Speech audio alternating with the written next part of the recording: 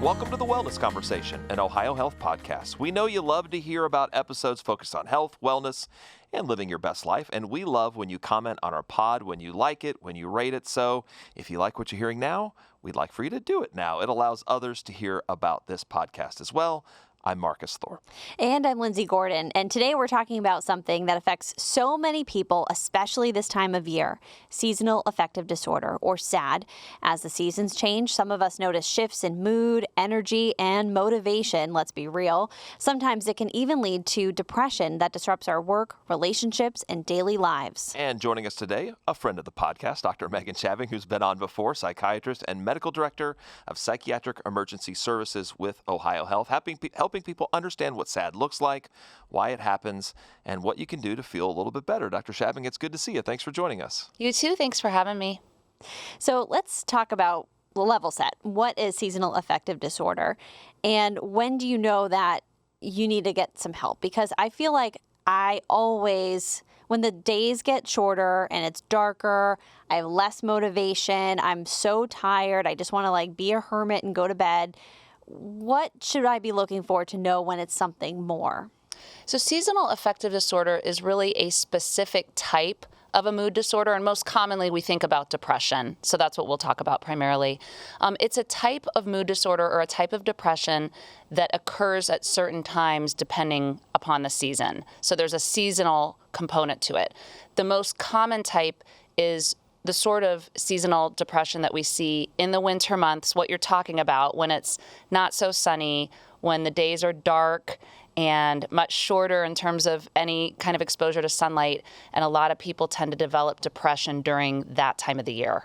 What can that depression look like? We all kind of have sometimes I wouldn't say all of us, but some of us have the winter blues, right? We're kind of sick of the weather. We want a little bit of a change, but what we're talking about here is even a step beyond just the winter blues. This can sometimes really impact people's relationships or willingness to kind of, do kind of their normal routine. Tell us what it looks like when it comes to some of this depression. Yeah, you're exactly right. So the big difference between seasonal affective disorder and the winter blues is that with seasonal affective disorder, it really impairs your ability to function on some level. Now, what does that look like exactly? For some people, it's not being able to function at work. So maybe you can't even get up and make it to work in the morning, or if you do, it's a real struggle. Maybe you're not performing as well at work. For younger people, it may be that you're struggling with concentrating in your studies and your grades start to drop. Or it may be that you're just not able to enjoy time with your friends or families, or maybe you don't even feel like hanging out with your friends or family, and that's not typical for you. So really the key is having that impairment in functioning in some way.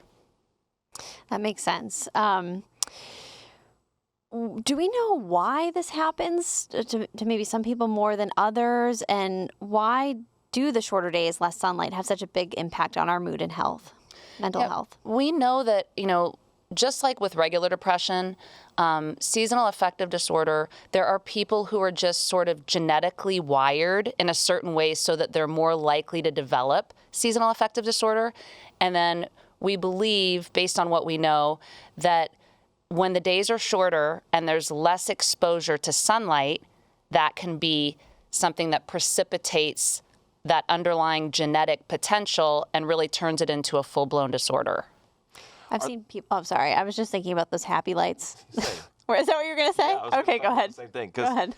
We have people in our office that pop on the happy lights, and it's that time of the year because... I don't mean to laugh about it. I'm laughing that you and I thought of the same thing at the same time. Because probably thinking about the same people. Yeah. But it's very interesting because you'll see them, and I tell you what, I was a bit of a skeptic, and I was like, oh, come on, does that really work? But then... my wife was going through some of the same stuff, and she got one, and I was like, You're kind of skeptical about it. I don't know. And then I see a change. Yeah. So let's talk about some of these light therapy options. I think we also need to put up a little bit of a disclaimer that you need to make sure that you're trying to talk with a physician through some of this stuff. Don't just go and figure out what you want to do on your own. There is kind of a science to figuring out what works best for people too, right? Definitely. So first of all, when we're talking about seasonal affective disorder, specifically seasonal depression, where you have that onset of the depression in the winter months when it's darker and you don't have as much sun exposure, absolutely one of the treatments that's been shown to be evidence-based is bright light therapy.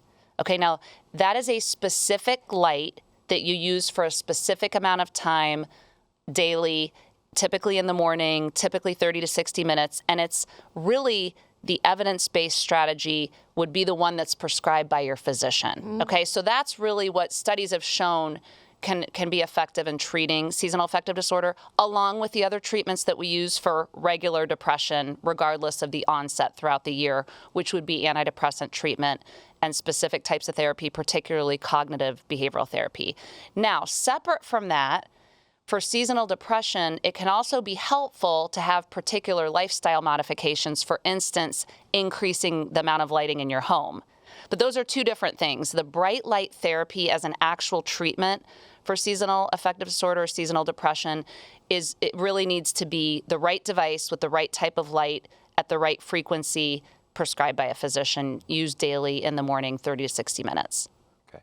Is part of this, even beyond, the light therapy is a big part of what we're talking about now, but because we're forced inside, because we're not doing those kind of things, do you really encourage people to start, don't allow yourself not to at least go to a gym and go walk around a track or something like that, because we become kind of this sit around lifestyle, and this kind of time of the year in Central Ohio, it's dingy and dark and gray and depressing. I know it can be. You got to kind of push yourself sometimes to get out of the house and do those things. It's so easy just to sit on the couch and not engage in your regular routines this time of the year, isn't it? Definitely. So these are a couple of things that I recommend, whether it's my friends asking me about this or my patients. So number one, if you're somebody that tends to have seasonal affective disorder, even just the winter blues, ideally, first and foremost, try to get up in the morning and start your day with some type of exercise. In a perfect world, try to make that be outside. Even if it's cold out, bundle up, go outside and take a walk. Now, this is coming from somebody who runs every single morning, no matter what time of year it is. Okay, so I get it. And my friends will say to me, and even my patients, not everybody likes to get up in the morning. Not everybody is a morning person. So if you can't do that, and that's just not an option for you, then the next best thing I would say, if you have a job that you have to go to every day, or if you're working from home, at the end of your shift or at the end of your work, go and do some type of exercise. So let's say you drive to work every day, pack a bag, have it in your trunk, and right after work, don't go home to the couch. As soon as you do that, especially when it's dark, and particularly at that time of year, and if you don't have a lot of light in your home, you're going to go home and you're going to get on the couch, and it's going to be hard to get up off the couch. You're done at that point. You're done. Yeah. So pack your bag, have a game plan. Now, there are lots of different ways that you could do this, okay? You could take your bag, go to a park, and just walk around. You could go to a gym. You could find a fun exercise class. It can be whatever works best for you, and not everybody's the same. Mix it up. Try different things with your coworkers or your friends, but you have to try to do something. So I say either get up and do some exercise in the morning or do it right after work. But you have to have a game plan, and you really have to be deliberate about it. Otherwise, it snowballs in the wrong direction, and you get tired and you get less motivated. Sometimes even small bursts make a big difference. It doesn't have to be the 2-hour workout or an hour and a half. Let's do 15, 20 minutes to get kind of the blood flowing and you feeling a little bit better about things, and then work your way up. I'm saying that trying to convince myself that this is what I need to do. Exactly. So true. And we've talked about this on other podcast episodes too, about continuous movement throughout the day, right? If you're able to do that, right? There's a benefit to that too. What I think is so amazing is you're practicing what you preach, right? Like you're getting up, you're exercising, rain or shine, nearly every day. How long have you been running that early in the morning, and how long have you been doing that, and why did you start doing that? I mean, it's been a few years now where I've been really, really consistent, and I've always done some type of exercise in the morning, at least ever since I've been doing this job. So as you can imagine, every day I am meeting people where they are oftentimes in their worst moment, the worst moment of their lives. And people are really struggling. And for me personally, I have to be really thoughtful and deliberate about my coping strategies for stress, because that's a lot of, stress potentially absorbing other people's problems and trying to be really present for them throughout the day as a part of my everyday job. So the way I think of it, and what I've always done, is I have to do something first thing in the morning to clear my head out, to take care of myself. It's kind of that self-care concept, so that I can clear my brain out of all other things and be totally ready and available for my team at the hospital, but most importantly for my patients. That's what works for me. Now, that being said, I know that that's not maybe something that works for everybody else. And like I said, not everybody's a morning person. So, I have to emphasize it's really on an individual basis what you decide to do in terms of taking care of yourself and coping strategies. It's just important that you do something and that you figure out what works for you and make that a part of your daily routine.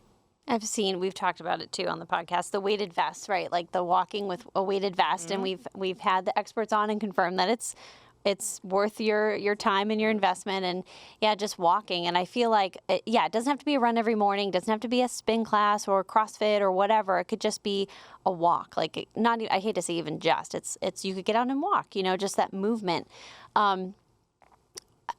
What I think is so fascinating is there's such a connection between movement, physical movement, and our mental well-being. There's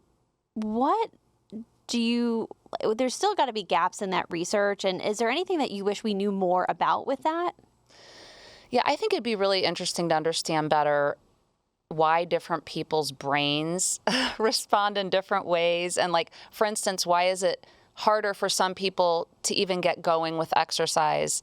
What is it that the wiring in the brain is making so challenging? Because I think it'd be great if, more people just naturally felt like they had the energy to go and do exercise and to do other things that are going to be a win-win for your mental and your physical health. So it's a lot of what we think about in psychiatry with which medication is going to work for which person's brain.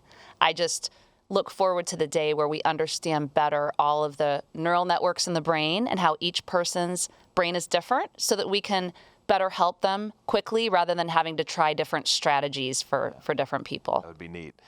And you'd make a lot of money if you could figure some of that out too. No kidding. Some personalized care.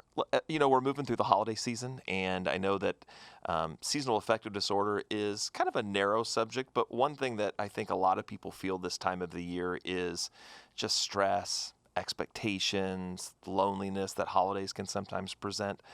Can you walk us through some ways that some of this can present when it comes to this time of the year? Like, in your work, you said you're dealing with a lot of people kind of at their worst when they've had a really rough run of things and they need some help. What is it about this time of year that helps present sometimes the worst in folks when it comes to their own mental health and stress? Well, it's interesting because I think many people think of the holidays as such a great time, and they associate the holidays, Thanksgiving, Christmas, that time of year, with positive feelings, positive memories. And the reality is, for many people, the holiday season brings back painful memories. For some people, it may be a reminder of all the people they've lost, or it may be a reminder of what they don't have in terms of social support. And so it can be a really lonely time for a lot of people. And we see people coming into the emergency department who are really struggling at that time of year because of that holiday component. And a lot of it comes down to really being isolated socially and being lonely. So it's something to think about, because whereas you may be somebody that really enjoys the holidays, I think it's important to reach out to people around you, especially people that may be isolated, whether it's a neighbor, a coworker. Appreciate those warning signs you might be seeing in people if they seem a little more withdrawn or they seem just more sad or less engaged, and reach out and check on them. Yeah. I feel like we talked about this with Dr. Spondel too, about the power of connection. You were mentioning reaching out and connecting, but really just having that connection with somebody, a phone call, checking in, meeting for coffee, meeting for lunch, or just something to be social can be so empowering, and it could change your whole day. He mentioned that on his episode about that. What advice do you have for those people who are feeling those feelings of isolation this time of year? So first of all, please reach out to somebody. The first thing we want to find out is there something going on that we would need to treat, that would need to be fixed, like a medical problem. Sometimes people feel down and there's actually a non-mental health issue going on, something with your thyroid or other types of medical issues that are absolutely fixable problems that you would need to reach out to your doc and get evaluated, and then we can provide treatment. But for other people, I think it's important to take that step of reaching out and talking to somebody. So that may just be the very most basic, reaching out to a friend or family member or just anybody that you feel comfortable talking about. If you're feeling isolated, sometimes just getting things off your chest can make you feel better. It's just taking that step and knowing that whatever you're struggling with, these are fixable problems. And if it ends up being something like depression or anxiety, it's not any different than having diabetes. Go see your doctor. Your doctor is going to do a workup and figure out what the problem is and get you the right kind of help.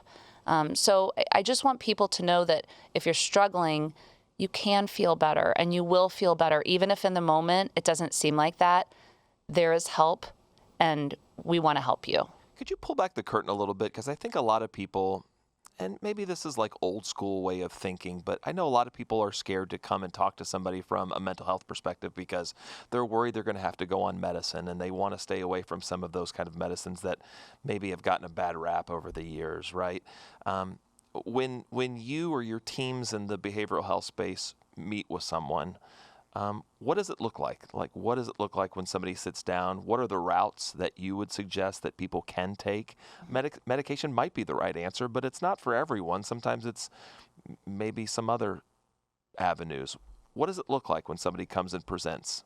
Yeah, you're right. So, first and foremost, somebody comes in and they have any kind of a mental health problem or anything that's going on that they're struggling with. And let's say they come into our emergency department, for instance, where I work. The first thing we do is you don't see a psychiatrist or a psych social worker. You see an emergency medicine provider, whether that's the physician, the mid-level, which we call an nurse practitioner, or a physician assistant. And the first thing we want to do is make sure that there aren't any non-psychiatric medical problems going on. So that's kind of the first step. And then you talk to a mental health professional, like a psychiatric social worker, and we really do a very in-depth discussion. It's just an interview. We're definitely not jumping the gun and trying to get a bunch of people on psychiatric medications, right? The first thing we want to do is understand what's going on with you. And guess what? Most people have more than one issue going on, and we really try to do a great job of digging in and peeling back the layers and understanding all the different pieces to your puzzle. Because for many people, yes, there may be some depression going on that we want to identify and treat, but there may be some social stressors going on, like financial problems or relationship problems or problems at work. And so it's really all of these different pieces that we want to identify, and we want to come up with a comprehensive game plan with you. This is a collaborative situation, so I don't want people to think you're going to come in and we're just going to give you a diagnosis and give you a bottle of pills and send you on your way. That's really not how it happens. We really want to understand everything that's going on with you, understand if there are any disorders going on that need treatment, develop a treatment plan for that. But a lot of what we're doing is talking, understanding, and then providing various treatment options. And you're right, not every single type of mental health problem is going to require medication as the treatment. We certainly have various types of therapy, for instance, talk therapy, but specific modalities of therapy that are extremely evidence-based in terms of treating some of these disorders, especially anxiety disorders. Yep. Now, if you have more of a moderate to severe situation, whether it be anxiety or depression, yes, likely you will require medication at some point. And again, that will be a discussion. There are various options. We'll talk you through the benefits and the risks of the various treatment options and together come up with a plan. Yeah, and a ramp up. It's not like we're going to start you at this huge number of milligrams. There's a ramp up when it comes to this to see where you are. And it's putting that puzzle together, I think, which is really important for people to understand when it comes to their own mental health. I think for women, too, one of the themes we've uncovered from doing women's health focused podcast episodes is that there are a lot of women who feel like they aren't heard, they aren't seen, especially in the healthcare setting. And when it comes to anxiety and depression, I know I've moved around the country many times because of my former career. So I've had, exposure to different doctors, different healthcare systems. And I remember talking about my anxiety, and I'm talking years ago. And there was always like, well, have you tried talk therapy first? Have you tried talk therapy? And I did. It just wasn't working for me. And I say that to say that was a situation where I felt unheard. I did not feel seen. And I did actually end up sharing my story with when I was very much felt seen and got help from Dr. Elizabeth Koffler at one of my prenatal appointments when she was my OBGYN, and she kind of shifted gears. It was the Managing the Mental Load of a Mom episode. We got into that. But I say all that to say, have we made progress in this space? And what can we do? What can women do when they're at these appointments to make sure that they're advocating for themselves and asking the right questions of their provider? So one thing that I think can be really helpful, and this really applies to anybody, but particularly in this women's health space, like you said, you have to be an advocate. I think you kind of want to prepare for an appointment more than you'd really think about. Jot down some questions, whatever you've been thinking about, and kind of organize your thoughts before you go in. Either I know a lot of people like to do that on their phone. I'm old school. I use paper. So I would write it in a little journal or like on a little pad of paper, and just kind of think through what your goals are of the visit and sort of what your biggest problem is that you would like assistance with, or your various problems. And that will be really helpful because a lot of times providers are limited in terms of, the time that they have with each patient. And so the more efficient you can be, that way you make sure that your concerns are heard and that your questions are answered. And you can even send a message ahead of time, like, these are some questions I want to make sure that we address before the appointment's over. That's a small strategy that you can use that will, I think, help you get a lot more of what you need out of the appointment and will help you know that you're advocating for yourself. Yeah, I think it's easy to walk in and sometimes go blank about what you were going to talk about. And before you know it, it's like, okay, I'm out of the room and I didn't ask anything that I really wanted. And did I really get what I wanted? And sometimes it's my fault because I didn't prepare myself for the conversation that I wanted to have too. So I think that's really good advice. As we leave this conversation, Dr. Schabbing, is there anything that I've heard you say before that we've got to start treating mental health the way we take care of our physical health because they are one and the same? I don't know if you could kind of drive home that point, but if there's anything else you want our listeners to really take when it comes to their own mental well-being, what would it be? Well, you're absolutely right. And this is what I tell my patients all the time. If you are struggling with any kind of a mental health issue, whether it's depression, anxiety, or anything else, because there are so many other kinds of mental health issues that people experience, don't be embarrassed. Don't be ashamed. It literally is a brain problem. In many ways, it's like if you had a neurologic problem, you're having a stroke, a seizure, some kind of infection in your brain. Having a mental health issue absolutely is a matter of part of your brain not working right. And so, yes, we all need to start thinking about it that way so that just like with any other medical problem, you would naturally go to a physician, request assistance, get help with a treatment plan, and then you'd follow through with that treatment plan. And you would never think twice about it. I think like we talked about earlier, the idea of being deliberate with self-care is so important. And you just have to find a way to figure out what works for you in terms of managing stress, because there's going to be stress for everybody at all times throughout the year. Some times of the year are going to be worse than others. And you have to figure out what works for you best. And you have to be deliberate every single day to use those positive coping strategies, whatever they may be. Exercise, meditation, yoga, talking on the phone to a friend, reaching out to a family member, taking a walk, listening to music, whatever it is. I tell my patients, I want you to find your happy place. So really think about who are the people that make you happy? What are the activities that make you happy? Where are you when you feel happy? And go to that place more often, especially when you're having a rough time. I love it. The Happy Gilmore strategy, right? That's right. Literally just read my mind again. It's a great movie. Not an ad, but great movie. And the second one's out now. Yes, it's hysterical. I was belly laughing. This has been a great conversation. We really appreciate you coming back to the Wellness Conversation. We know this will not be your last trip here because we know that behavioral health and mental health is something that is always evolving and things we always need advice on. So thanks for your time. We appreciate it. Thanks for having me. And if you'd like to learn more about the things we talked about, seasonal affective disorder, or would you like to connect with a mental health expert?